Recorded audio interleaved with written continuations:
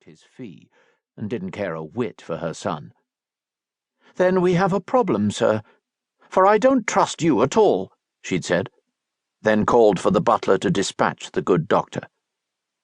When she'd complained of his demeanour later that evening, her husband had chastised her for being disrespectful to the doctor.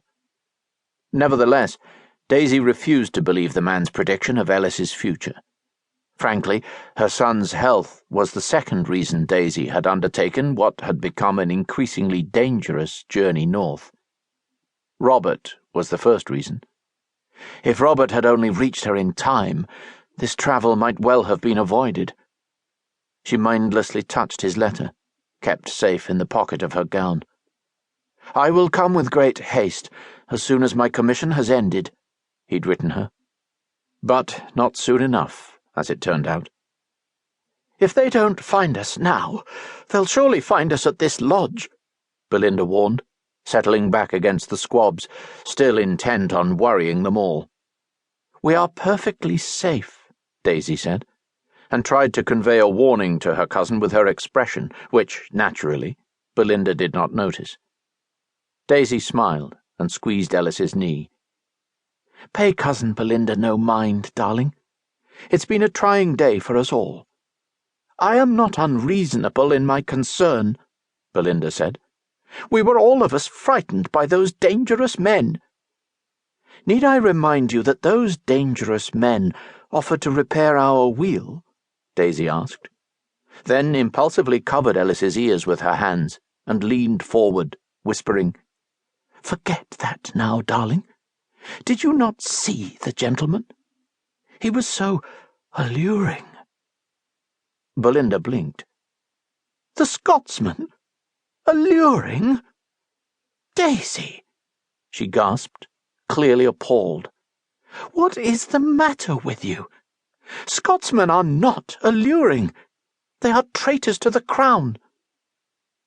Were she not so exhausted, Daisy would have argued that Belinda was not acquainted with any Scotsmen, and therefore couldn't know if they were all or any of them Jacobites. Instead, she was disappointed that Belinda had not noticed the man's allure. She could not share in the observation of how a man with his extraordinary presence could be found on an abandoned road in what seemed the most remote region of the earth. With a sigh, she let go of Ellis's ears and turned her gaze to the grimy window as Belinda began to speculate if they would be forced to camp on the road tonight. He'd been so utterly unexpected. Daisy flushed again, thinking about the Scotsman. Oh, but she was a hopeless cause, quite possibly even mad. She shuddered to think how foolishly beguiled she'd been, particularly in the face of what could have been terrible danger. She'd long been an admirer of healthy men, but this bordered on lunacy. And yet, she hoped she might see him again one day. She would very much like to make him smile, to see the light she was certain could be coaxed from those blue eyes under the right circumstances. She quivered a little, imagining just how she might. Oh yes, she was mad. Completely and utterly mad. This tendency to fantasy was something that had been slowly building in Daisy since her husband's death more than 2 years ago. She'd since dabbled liberally in the art of flirtation in salons across Mayfair, had imagined any number of handsome gentlemen in varying degrees of compromise, so much so that now that tendency often felt impossible to control. The truth was that Daisy very much missed a man's touch.